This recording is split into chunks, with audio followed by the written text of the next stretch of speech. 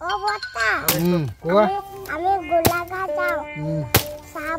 চাহ বনাবলৈ কোনো মানুহ নাই দেই আজি চাহ খাব নোপোৱা আও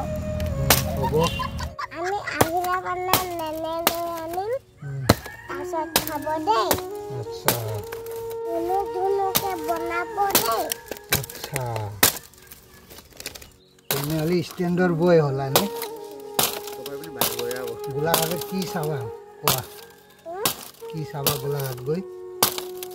গ্ৰন্থমেলা চাম সাহিত্য সভা চাম আচ্ছা এবাৰো তুমি আজি ক'ত যোৱা